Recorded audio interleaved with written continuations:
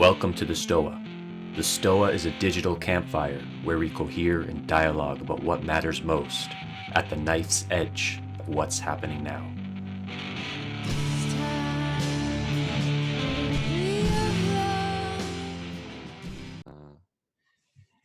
I already said welcome to the Stoa, I think, so I don't need to say that again. But for Daniel's sake, the Stoa is a place that I see as stewarded by a Stoic myself, but not necessarily a place to talk or practice about Stoicism. I view it as a digital campfire for us to cohere and dialogue about what matters most at the knife's edge of this moment. And today we have Daniel Gortz. He's one part of the Hansi Freinacht character with this, who wrote this book, The Listening Society. It got a lot of buzz in the sense-making, metamodern, game B space. And you missed it, Daniel. I was like doing ASMR on Listening Society while we're waiting for you in the beginning. People didn't like it, so. So how this will work today, Daniel will share his thoughts, and then if you have a question for Daniel, write in the chat box, and I will call you to unmute yourself. You can ask your question. If you want me to read on your behalf, I will do so. That being said, the floor is yours, my friend. So first of all, sincere apologies to all of you. I had noted down the next hour, and it's a time zone thing, I suppose. Too much back and forth everywhere, and things are over Zoomed and over Skype these days. Anyway, good to see 5 of you plus Peter, and then I can switch and I see another 5. Hello, Michael. I have met you before, Michael Sidian. Hello, Brent. Hello, Lisa Norton. So there are some familiar faces, well, I saw somebody wrote also and who I've been in touch with. So and a lot of new people. So where to start? So metamodernism, I realize people have very different levels of background knowledge and engagement with this. So let's start with a very, very, very brief intro here. So this might be redundant to some of you and essential to others, I suppose. So the metamodernism is one take out of many on what comes next in society. So there's a general sense that in across many analyses and sciences and so on, that societies can be studied in discernible stages, or at least epochs and periods can be described in certain phases, that something happens and a lot of buzz goes on here, a lot of buzz goes on there, it takes on another shape, another color, another flavor, another sense. And so for a while, people have been talking about postmodern society, that maybe we're no longer in modern times, maybe it's no longer the time after the Second World War, maybe things have changed so much with all the mass media and all the ironic culture and stuff within philosophy has changed and so on. And this has been called postmodern. And postmodern and postmodernity then has been twisted and turned for many different variations and in many different ways. But it's it has been described as having certain elements that are that define this epoch or period, and one such element has to do with relativism, another has to do with irony, another one has to do with cynicism. And then over the last 5 or 10 years or so, people have started to argue maybe we're entering another kind of period, another cultural phase of our of society. Maybe things are shifting subtly but profoundly, and the arts are different, popular media are different. We're changed particularly by the advent of internet society, and that changes so many things. It changes our minds, it changes how we relate, it changes how we weave the stories, it changes our religions even. And the expressions of spiritual and religious life. And it changes our psychologies and personalities in different ways. So if you study this in detail, you can see there's a larger pattern that comes after postmodernism. And then many people have suggested different takes on this. So what is postmodernism? Okay, the words are getting ugly here, right? So postmodernism. What is after postmodernism? And modernism and modernity just means the new, and then we have after the new, then we have after the new. But some, which after all isn't necessarily such a misnomer. We're looking at modernity is this impetus or drive when societies start to change dramatically and take on a sense of direction. We feel it's going somewhere. Technological development is going somewhere. Scientific development is going somewhere. Political development is going somewhere. It has direction. We try to figure out what this direction is. Is it progress? Is it decay? Is it higher truth? Is it emancipation? What is it? And the postmodern sentiments, they would put little question marks on those narratives of progress and emancipation and scientific discovery and so on. They'd say, well, actually, who's to say that modern society is more progressed than, say, medieval society or even tribal societies? Oftentimes, anthropologists come back from their experience in a tribal society and they're thrilled, and they're saying, okay, these people have it right, and wherever I came from the University of Chicago or whatever, doesn't have it right. So in the postmodern space, you kind of switch around different perspectives and you challenge them against one another and so on. Whereas the metamodernist perspective then says, wait a minute, okay, postmodern mind, we actually don't know which worlds are the best ones. We actually don't know if we're going backwards or forwards or sideways or obliquely. But let's try to at least figure out some sense of direction so that we have an idea about where we want to go. Otherwise, what would we use all the critique for? What would we use all the questioning for? So the metamodernist sense then is that, okay, you take all of these different perspectives.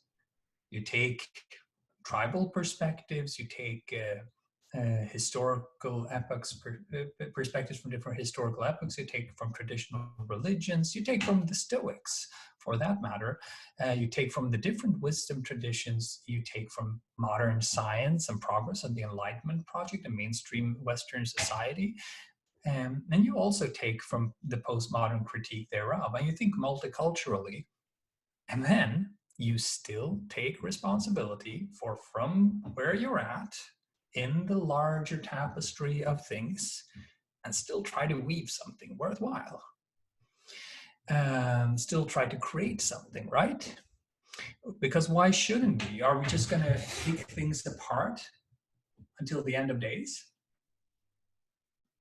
And I guess right there is so the metamodern position says something along the lines: we can and should use the multiplicity of perspectives and put them together non-arbitrarily. So what does the metamodern mind start to do? What does the metamodern embodiment, political, cultural, psychological, personal embodiment start to do? Well, it starts to create meta maps, bigger maps, which include all of these things. That's the project. We need a map of history, of the different perspectives, maps of different worlds, bridges between these different worlds. We need to travel around many different worlds, right? And that's difficult. That's hard, man. So we're faced with this momentous task. Hey, either we create shared meaning making, shared maps, which can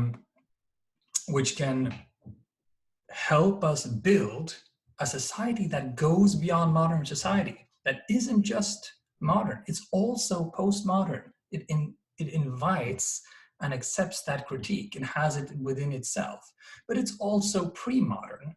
It has the wisdom of the Stoics, for instance. It has the sincere piety of the traditions of the religions. It has the visceral engagement of the pre-axial age religions, Bronze Age stuff. To be really alive, to be at war with the gods and with nature. That's also a part of life, and to express oneself fully through that. And before that, you have all the tribal engagements and getting to rhythms, dances and prances where play and ritual are, like in the Yoruba communities. I just read, a colleague wrote about this the other day. The Yoruba communities in West Africa, they don't differentiate between play and ritual and feast. So all of these things are non-differentiated, which creates a very interesting space. So it's like going to church, getting married, playing a game, and having a party is the same thing. So we need elements of that too. All of this rich tapestry needs to be non-arbitrarily traveled and invented. Then you have more dimensions, right? You add dimensions of complexity management. You're going to need complexity theory, and you're going to need network theory. You're going to see that some perspectives are more complex than others. You need developmental theory. You're going to have to rank them non-judgmentally, of course. You're going to have to see the pitfalls and pathologies so you don't end up in flatland. It's like, okay, so I'm going to bridge all perspectives. So, okay, Mr. Nazi, please elaborate on your view. And I'm sure we can reach a compromise. No, we're not going to compromise with the Nazis. And no, there are no UFOs coming to Earth at this point. And no, there is no magic, not even post-rational magic. We need to actually understand the modern perspective, and at the same time, when we're in the tribal space, open up for magic, re-enchantment in a new metamodern sense. So metamodern, there is something happening above and beyond modernity, not just in its cracks, not just in its exceptions. We're like climbing out of the container that we have lived in, that is modern life. And we're beginning to be able to see that container, and we see, it's one out of many containers. And we have a creative opportunity here to recreate global society at all levels. Not with like one crazy master plan, but with a certain DNA or sense or perspective or sensitivity or sensibility, which helps us to travel around and organize and create patterns of patterns which connect other patterns. And that's why the world needs metamodernists. It needs people who, not nominal metamodernists. It doesn't really matter if you subscribe to that particular term. But the world needs what I would call metamodernists. So people who who want to partake in that exploration of many perspectives and their bridging. So that's kind of where metamodernism comes in, and where it tends to create, to begin with, epistemic communities of knowledge, communities of practice and knowledge. So people who share some kind of curiosity, share some kind of will or wish for knowing together, and who open up towards the same questions, or corresponding questions, or questions which harmonize at least. So, and it's actually not that different from the invention of any paradigm or science. All of the paradigms and all of the sciences are born when people wake up to a question which before wasn't apparent. So biology comes into being when people are fully capable of asking and really wondering, what is life? Sociology comes into being when people can ask the question, what is society? Before that, society was invisible. It wasn't an object in people's head. So modern life and all the other phases and expressions of human culture and perspective, and economic systems and informational systems, they weren't as apparent to us as they kind of become now with the internet age. It's like somebody turn on the light and we can see it. Like, it's in the dark. Again, oh, it's this thing. Oh, I can climb out of it. Okay, where am I now? And then we kind of have to construct where we are now.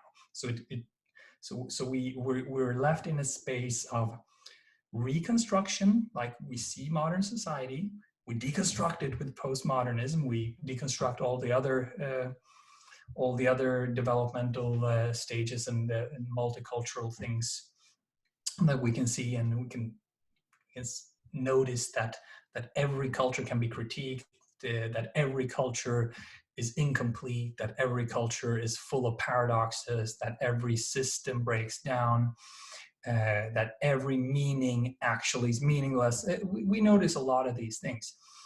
And then you're left in the dark, and then you have to start reconstructing. And where do we start reconstructing? Is it a singular, like, I am become God, I can recreate the universe? No. It's through relationship. So I meet Peter meets me, Peter and I meet Aidan Hall, we meet Eden, and Nick Costo, and all the rest of you who are here. So in that meeting then, if there is enough resonance around such perspectives, we start reconstructing, we start noticing that, wait a minute, our interactions are different. I kind of feel spontaneously at home with you guys. I felt alone in the herd in the modern society, but I feel spontaneously connected without not even knowing the people. So something kind of emerges there. And that's where we're at, in the long run. Hopefully there are going to be, metamodern political structures, metamodern economic structures, and my favorite, metamodern legal structures. But we're pretty far away from that. Where we're at now is at this playful exploration, and I insist that it's not just meaningless talk, and it's never any doing. I insist that, it's not any serious commentator or participant in the development of the world system as it is.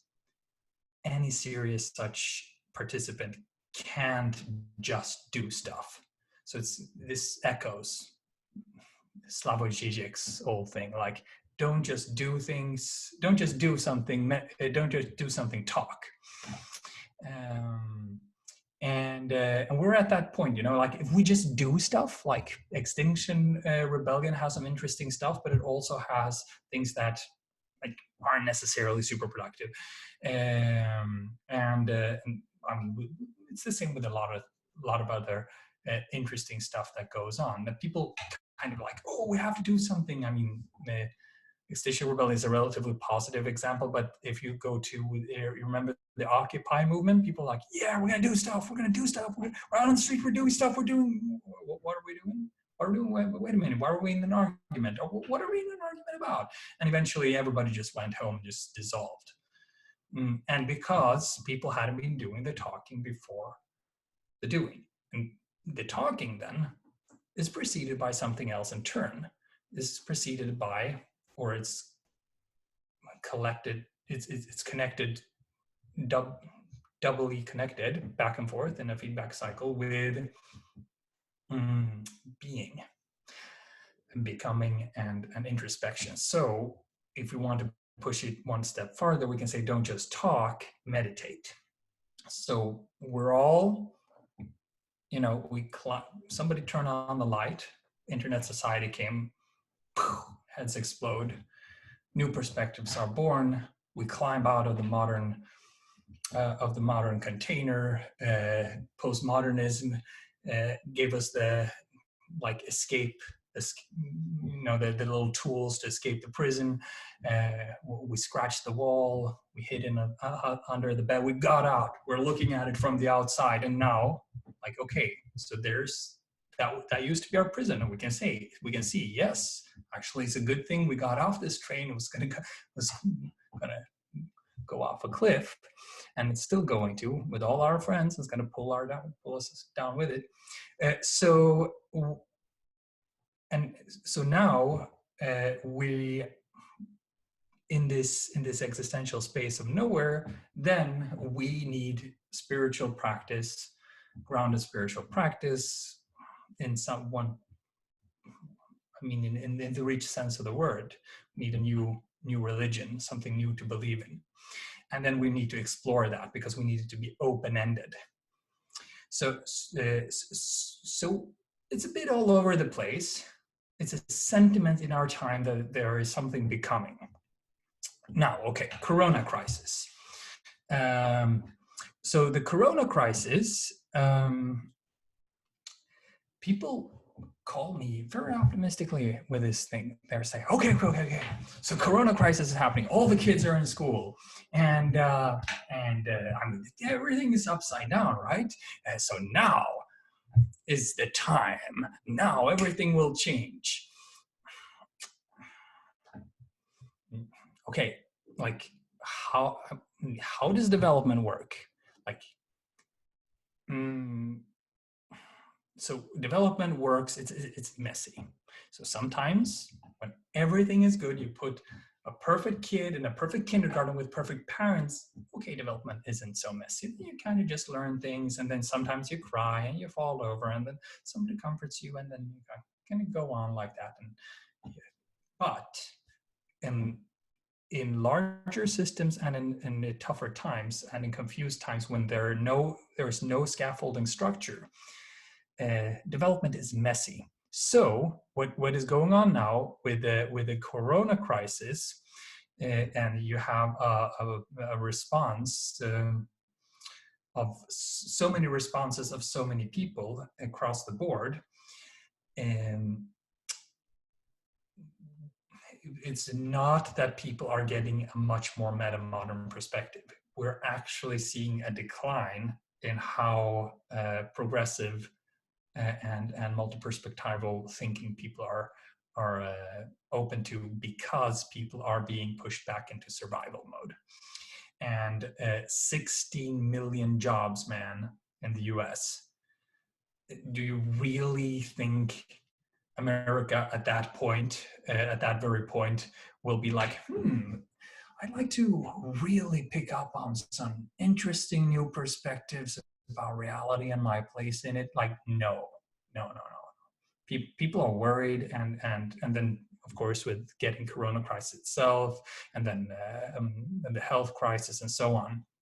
So what we are going to see at this point is we were going towards metamodern sentiments and society up until 2015, roughly, when we wrote the first book, The Listening Society. And at that point, there's an optimistic tune in that book that I would have done differently today. At that point, things really seemed to point in such a direction. You could follow the trajectory in the progressive countries. Things were going more and more like liberal, hyper-liberal, and so on. The young generation was, hyper-liberal, really. 2015 happened. Around here was an immigration crisis caused by the Syrian war. And the institutions were overpowered, and the debate was still stuck in an anti-racist rut for a while, so people couldn't criticize this until suddenly one day the green social democrat government of Sweden, for instance, just shuts the borders. The most politically correct government we've ever had, they suddenly turned to the most restrictive immigration policy we have ever had. Okay, reality just hit home. And then at that point, the entire looking at my own country, Sweden at least, the entire discourse shifted. And became much, much more conservative, much more regressive, and much more, back to basics kind of. And then, Jordan Peterson happened. A lot of people picked up on that and thought it was interesting, and he had his points. But most of all, there was, an angry reaction against all the postmodern sentiment that have been going on for a while. And especially in young men, young white men particularly. And a lot of people feel satisfied with this antithesis, which is, after all, what the postmodernism was about, was a deconstruction antithesis. And here's the deconstruction and antithesis of postmodernism. And they say, well, okay, gender theorists, well, okay, political correctness, well, okay, open borders policies. And now the corona crisis, and this is going to be have the same effect on the larger population. So this is not the metamodern moment. It's not a moment of beautiful rebirth and revolution, and there's not that silver lining in this historical moment, in my view, or in my guess. So instead, there is a silver lining, but it's more subtle, and it is okay. There are some questions. One moment, I'll finish and then I'll pick up on the questions. Daniel. So when you're finished, just let me know. I'll ask you a question, then I'll field the questions. Okay. Yeah. So there is a silver lining, and it is that, okay, at least the corona crisis shakes people up and makes us more open to the fact that our reality is relatively thin, and it's not, and it's fragile, and everyday life can disappear at every moment. So just those gaping empty shelves where the toilet paper used to be, how that felt like you were in a movie, that opens us up, like, things can be really, really, really different for better or worse, right? And the very fact that everybody on the planet is talking about the same thing kind of connects us into like a kind of field of so our words reverberate much more in the same global discussion. I mean, Donald Trump had a bit of that side effect. Suddenly all the world was talking about Donald Trump. Now everybody, really, really everybody, and it's more visceral than Donald Trump, and engages people more. So that's another thing. And the third thing is that for minorities of the population who are already metamodern, ish, they start connecting much more. Everybody's stuck at home, and metamodernism is the social logic of internet society, or the social philosophy and cultural expression of internet society. Well, guess what the metamodernists are going to do? They're going to connect and going to talk about the world situation. So in that, and start getting strategic, like, I wonder how this moment in history can be used, which is, by the way, probably why you, Peter, suggested this issue to me, right? So I mean, there's this seed, but it's going to take a while. I'm not an optimist for the next 10 years or the next even 20 years. We're going in for some dark and tough times, because people are going to try the easier stuff before they try the more difficult stuff.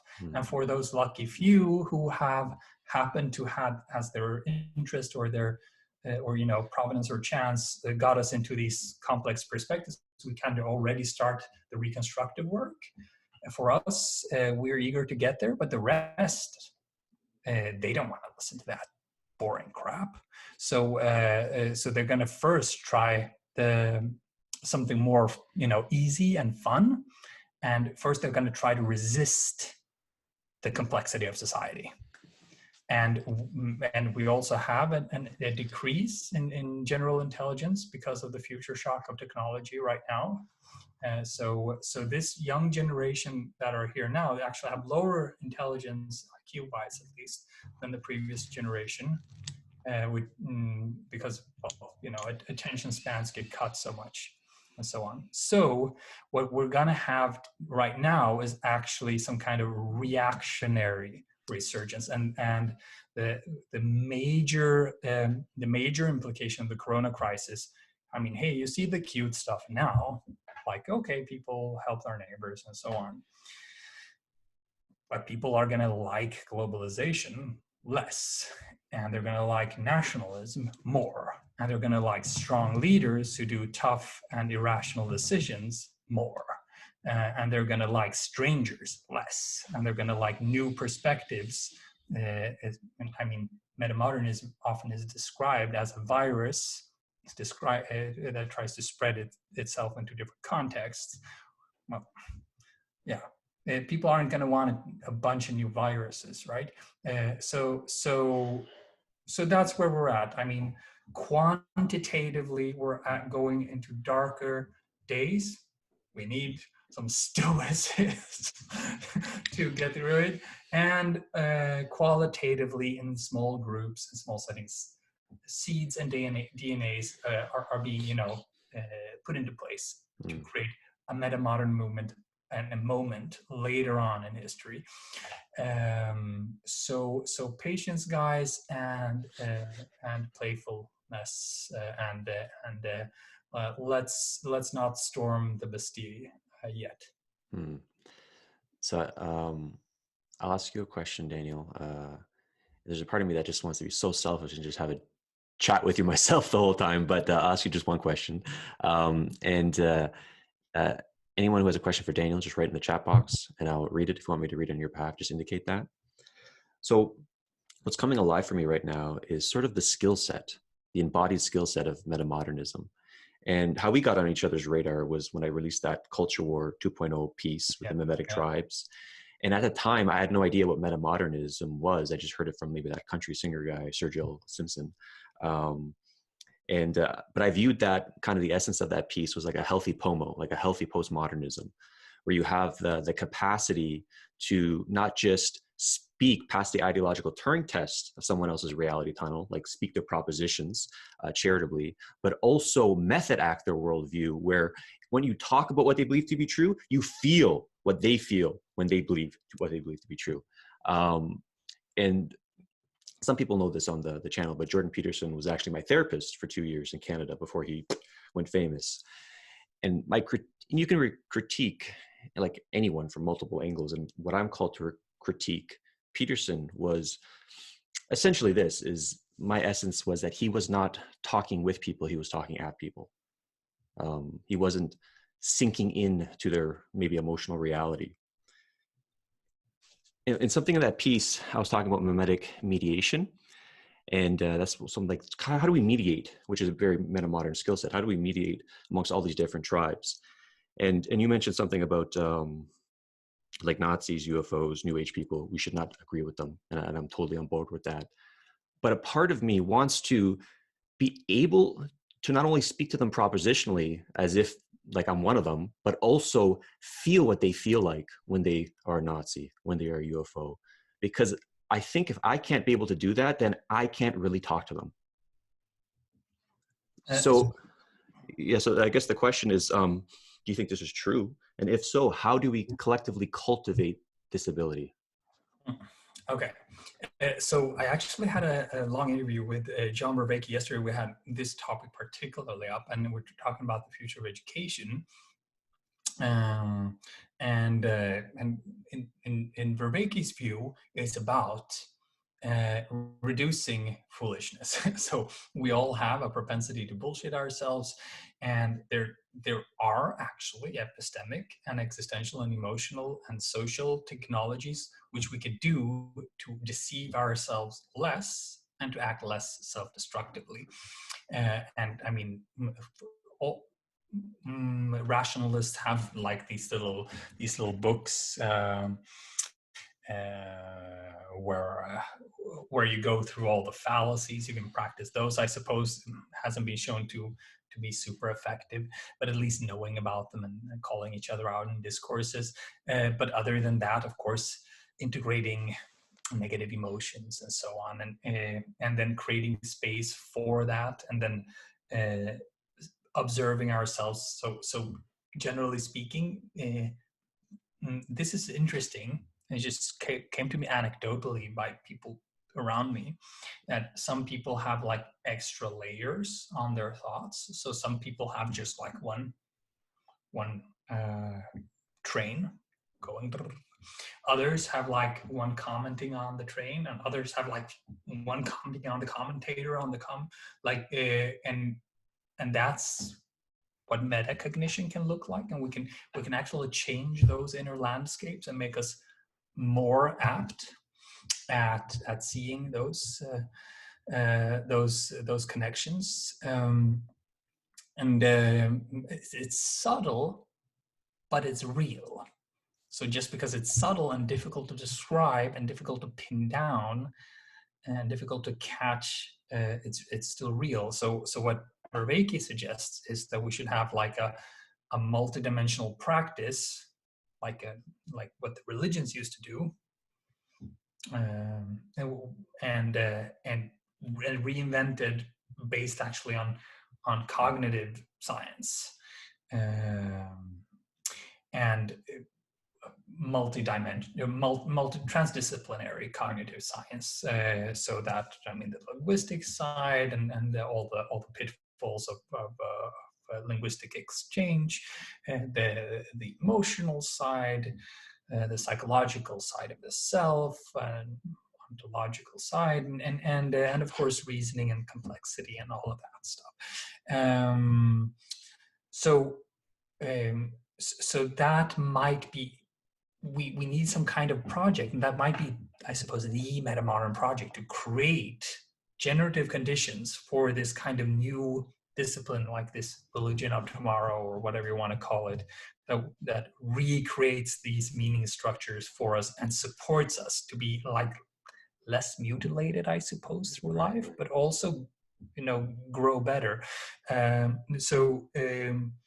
Yeah, just to answer what you said about not, I have 3 rules: no Nazis, no UFOs, no magic. And I mean, I realize it gets old, the no Nazis thing, because people think about, oh, you're going to be like the anarchists, you're going to put up those stickers, but that's not the point. The point is Nazis are actually showing up today, like real Nazis. So there's even a metamodern Nazi who claims to work at Metamoderna on his Facebook profile. I mean, people don't believe me when I say this, but yes, there's transcendental evil, Julius Evola based Nazism showing up. And they want a piece of metamodernism, for instance. And UFO people show up, they call me up and they say, hey, Daniel, awesome stuff. When did they contact you? Because they think I heard it from the aliens, you know, because they had the similar ideas, but they heard it from the aliens in 1969, you know. And of course, people really believe in magic. So on the one hand, we need to be very, very clear that there are limits to our epistemic openness. On the other hand, once you are clear about those boundaries, then, I mean, the sky's the limit in terms of openness. Of course, if we can look in the eyes of Satan himself and understand him, whoa, we're going to be much smarter for it. And that's just a capacity. But just for a more, so what you're talking about is the deeper level. I'm talking about the more superficial level where, I mean, I have to communicate to people around me. Who am I? What do I believe in? So, okay, I don't cast spells. I'm a level 0 mage, sorry. And I'm not a Nazi, and I don't think UFOs are here. Like, and that just needs to be stated, because when we open up things this much, things get really crazy. And you know, these are crazy times, and things are going really, really crazy out there, also on the web. Yeah, I think So I guess we should go on with the other question. It's up to you, of course. Yeah. No, that's really good. And I will ask another question from someone in the chat box. But what came to mind there was going back to the Nazi thing, and then there's like different degrees of it. Obviously, there's alt-right, neo-Nazi, but just go to like kind of the more darker layers. There's like, if you just feel into that, there's this intense fucking hatred for the world. It's almost like an evil hatred, and that's in all of us. And building a relationship with that state, like a healthy relationship with that state, is really, really tough thing to do. So that came to mind. I think we have to build a relationship with that state, right, so it doesn't get pathological and spread. So yeah, and something else just came because Peter, did you read the second Hansi book, like Nordic ideology? No, I haven't read the second one. Yeah. So in the end, there is like a chapter called here, the partial glory of fascism, and it actually makes this point that you're making here, that metamodernism, when it goes political, because here we're talking about politics and changing institutions, right? When metamodernism is political, then it shares this demonic quality actually with fascism, like that. Okay, I'm gonna try and be a hero. I'm gonna try and like do something awesome and glorious, and take over the world and create a new world order. Yeah. I mean, then you try to have ground the wire with irony, and like, okay, but I'm gonna fail. I'm gonna need my friends, and I'm still a fucking joke, and so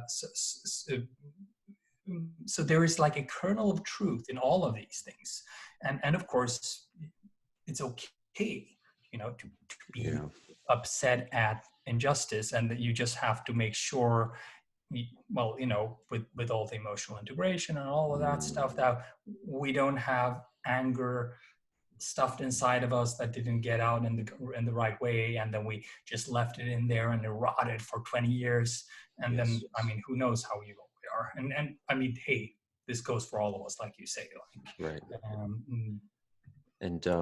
So I will ask questions, but something feels alive and I want to say it.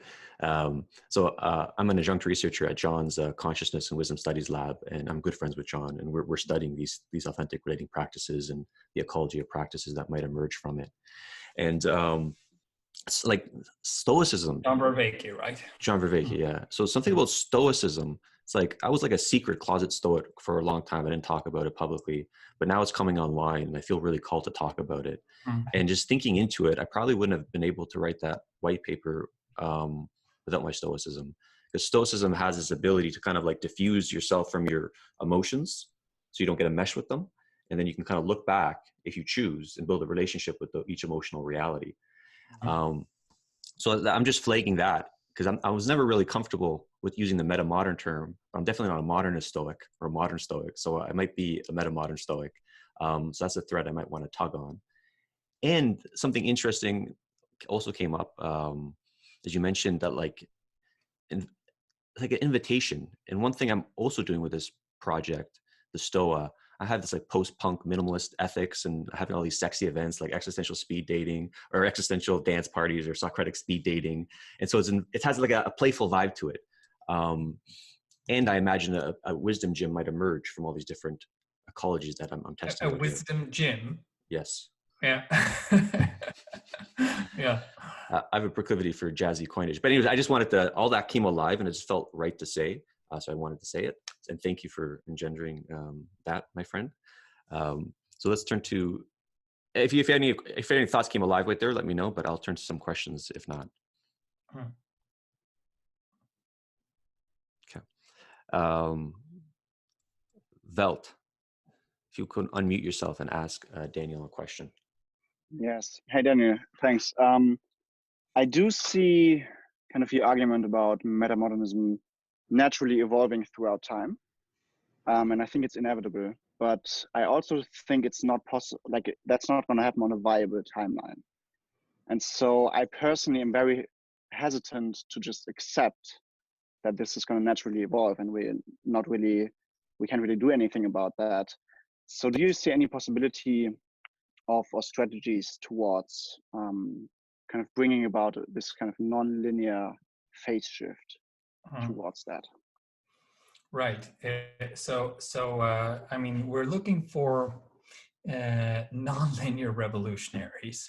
So meaning that being a metamodernist activist. So first of all, it's all much less, staged teleological than these stage theories or the language that they invite us to would suggest.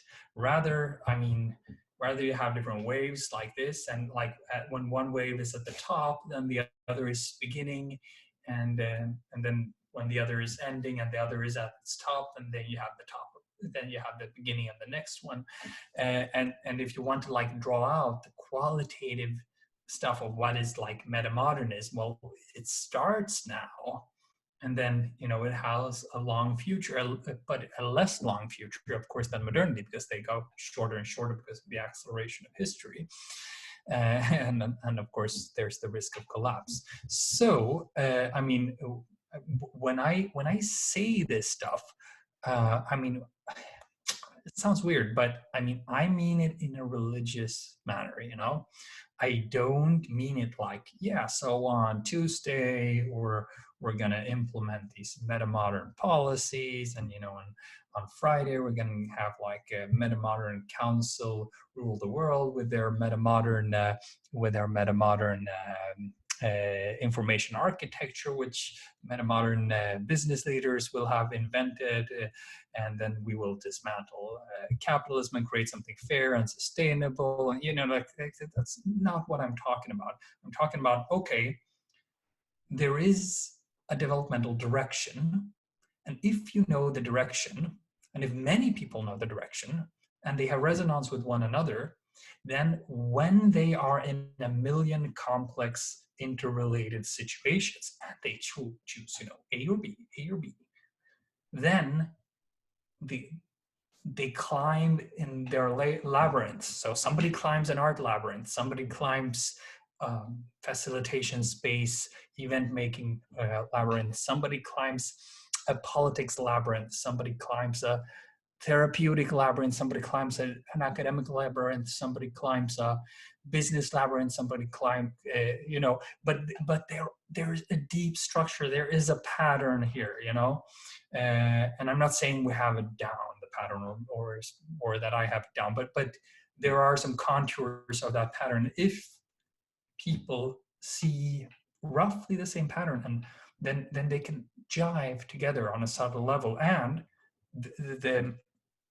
the proposition here, or no, the hypothesis here, working hypothesis, is that seeing this pattern makes you competitive in the games of the logic of the previous pattern. So like being more metamodernist tends to put you in a better position in just normal modernist, well, for instance, profit seeking, for instance, healthcare implementation policies, for instance, being on the beat with arts and media, for instance, building relationships and networks, because it has competitive advantage, because it follows from the logic of the previous. That's what, creates an impetus that is complex. And then people come up with different projects. So 1,000 different people come up with 1,000 different projects. Of these, maybe just 2 succeed. Nevertheless, the world depends on those 2 projects succeeding. And if we don't have those 1,000 projects and the learning processes that come from all those failures, then we're cooked. So that's the non-linear revolutionary thing. That's why it requires a religion, okay, I'm going to do this because the structures point in this direction. And I realize I'm going to be a fucking joke. And I might even ruin my life in the process. And I could have been a good middle-class person. But I'm actually putting all that on the line for a higher purpose, which my family doesn't understand.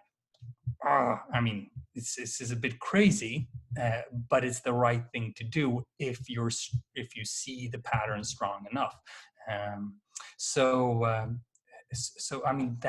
That's the kind of revolutionaries we want. Not people who want to risk their lives by robbing a train and then chopping the head off someone, but revolutionaries who can gamble with their life and livelihood and good reputation, especially reputation. People are slaves to all these social games and status stuff and so on. So whoever can make a fool out of themselves is like the metamodern hero. And that pushes the game, that pushes it has good and bad effects, but on average, if we're right about the general direction, the world depends on it.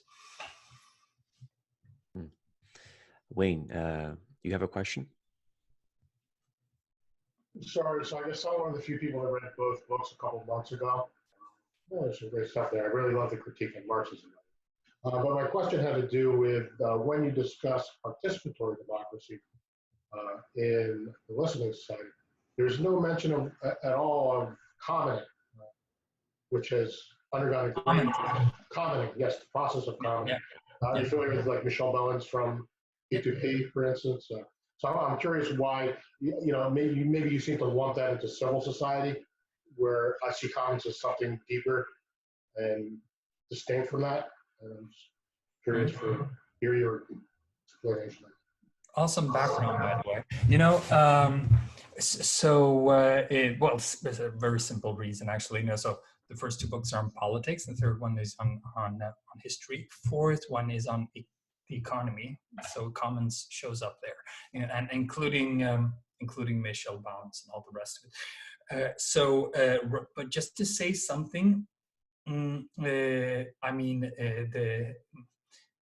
number 4 Hansi book will be called Outcompeting Capitalism, and we try to write them timelessly so people can enter the series through whichever pathway they want. So we don't write, I'm going to write this in a future book.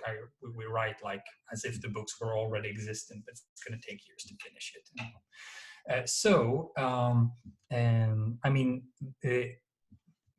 The commons theories,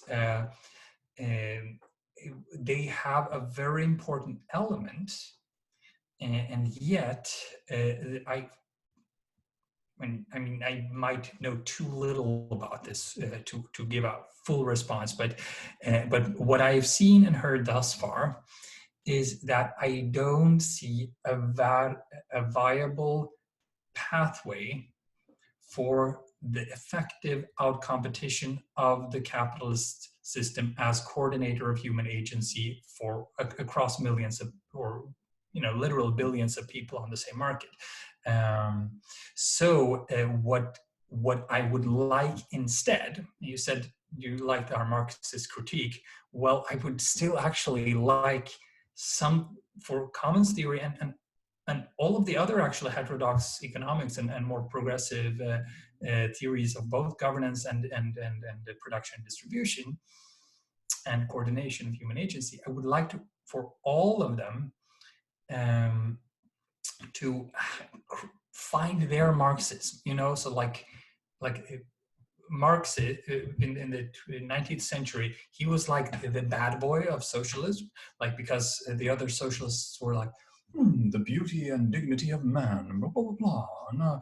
And he was like, no, we're gonna kill him, and we're not looking for somebody who says we're gonna kill this or that, but we have to look at, okay, how do you seriously outcompete this machine, which is enormously powerful at controlling human agency,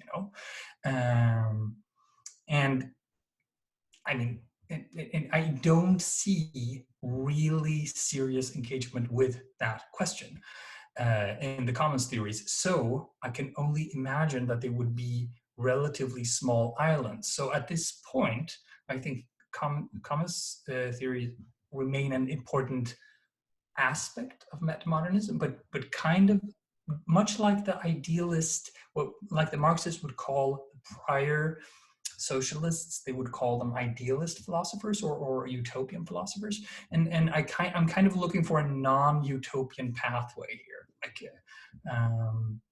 So where I was, so it isn't as utopian as it may seem. First of all, there's a lot of discussion about precisely that. In other words, so how do you do what's called transvestment? In other words, you have a building commons, internal economy, and the question is, how do we bring capital, in some sense, through a semi-permeable membrane where the dynamics inside are different than the outside? And in a lot of meaningful ways for people's real lives, it outcompetes what's available in capitalism. There's actually a fair amount of work being done on this. There may be more than you're aware of if you dig into, but Michelle Bowen's particularly. So I see David Bollier is a little bit more starry-eyed, sort of imagining things that are more or less not going to happen. Whereas P2P and that community is actually working, number one, documenting things that are actually going on at a reasonable scale, and working on ideas about how to outcompete capitalism. Essentially, extraction. So there may be more than you're aware of. Right. So I mean, I'd be happy to pick up some links and so on that. And I mean, in the long run, this is some kind of. I mean, if we just look at the overall map and the overall sense of direction, we're gonna go. I mean, because there are so many commons and they are so fundamental, we're going to go in a commons direction. We're also going to go in a sharing economy direction, and we're also going to go in exchange economy direction, where we exchange through other means than capital. We're also going to go in a decentralized currency direction, and there's some kind of coordination to happen between these things, and there's going to be like have to be some kind of internet-driven, social media-driven connection between these, like an informational architecture for all of this. That being said, I mean, the contour.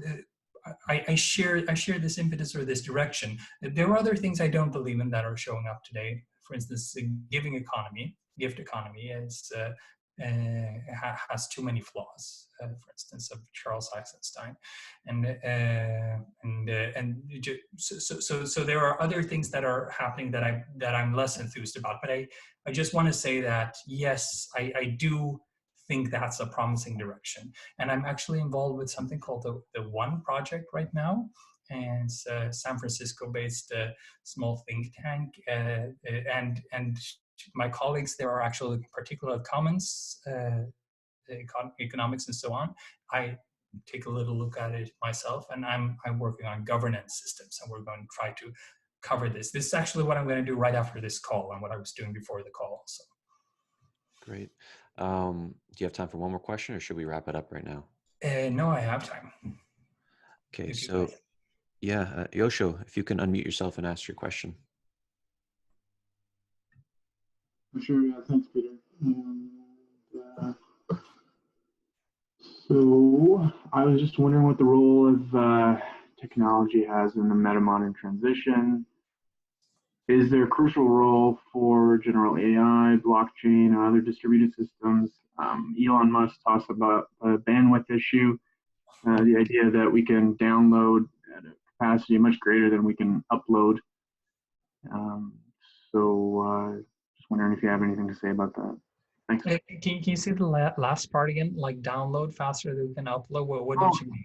Yeah, he mentions that we have a far greater capacity to receive information from the internet, and we have a limited capacity to affect or to upload our various aspects of our cognition to the internet.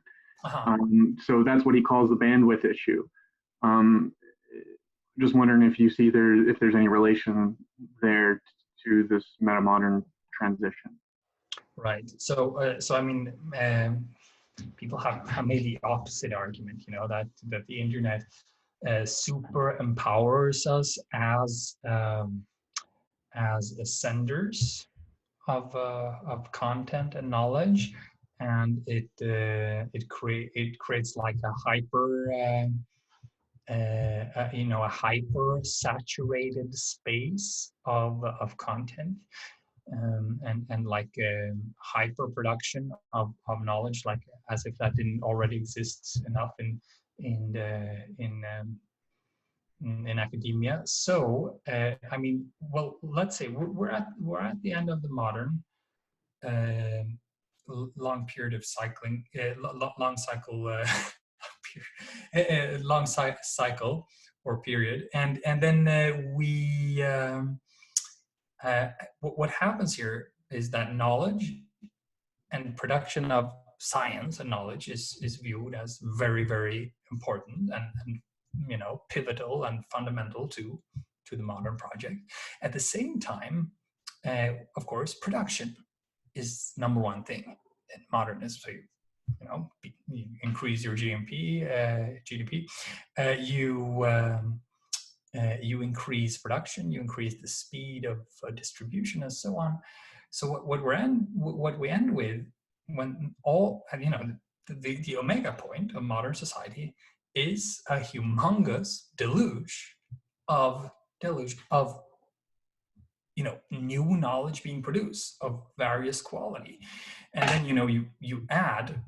you lower the price for putting knowledge out there and synthesizing and creating new knowledge. So everybody starts doing it. So we're like super like so most papers never get or only get read a few times by the people who are paid to review them, and most papers are never cited, and let alone knowledge being applied and used and have any sort of impact on the world. And then, of course, everybody kind of has the Klondike dream that, it might hit home. Maybe I'm making a difference by writing this. At least feels a little good. Might as well publish it rather than just journal for myself. So, because then, I mean, I'll make the opposite argument. Like, the bottleneck is not the production. And the bottleneck is the download, the cognitive overload, and not only the cognitive overload, but the application of knowledge. So, and the non-arbitrary sorting and evaluating the right knowledge at the right time. At the moment, this is an unresolved problem. It's tackled a little bit by the Google algorithms and so on, but it is an unresolved problem of the informational system and coordination system that we have, that people are stuck in a system which feeds us doesn't effectively optimize that the right person gets the right knowledge at the right time, right? So we're all even to the detriment of our mental health. We are we are over informationalized, and there's too much content, and there's too much, and we can't download that much, and we can't synthesize that much, and we can't think that deeply about so much.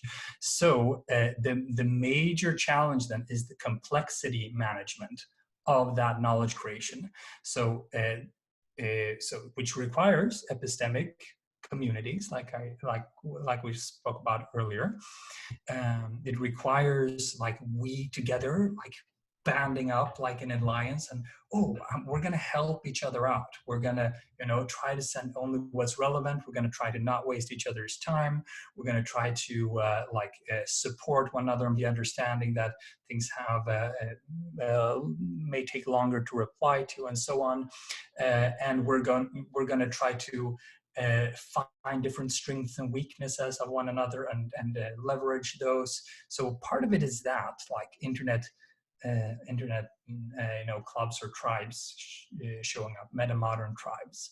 Another part then, and this is a holy grail, really, is another part is the informational architecture. So somebody out there is working on this, I'm sure, working on. I was an IT.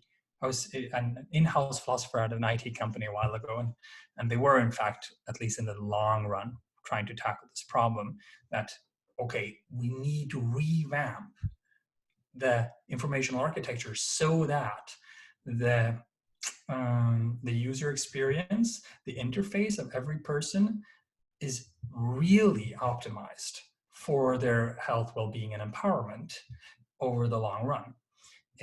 Last one, and this just isn't resolved yet. So we're looking at, like, we're in a very early phase of the internet. Future internet must be like much more case sensitive. The algorithm must be much smarter, and so on. The last part I wanted to say is that so knowledge creation is no longer like the sheer production of new knowledge of ground science is no longer actually the scarcity. The scarcity is translation and application and transdisciplinarity and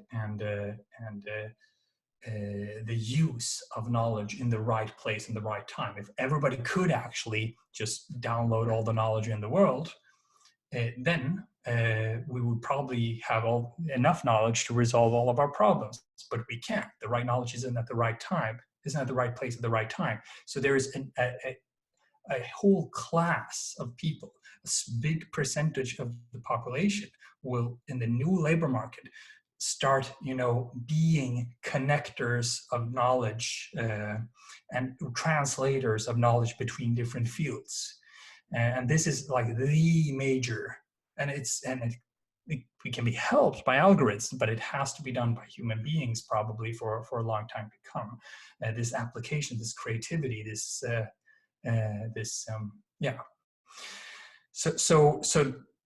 And that connects, of course, to metamodern society. You need you need to support this new emergence of this new class of free agents which roam the internet and apply knowledge to new contexts.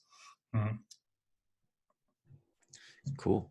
So let's stop there because we're past our allotted time. So Daniel, I was going to call you Hansi, but I'll call you Daniel. Thanks so much for coming into the Stoa today. It was greatly appreciated.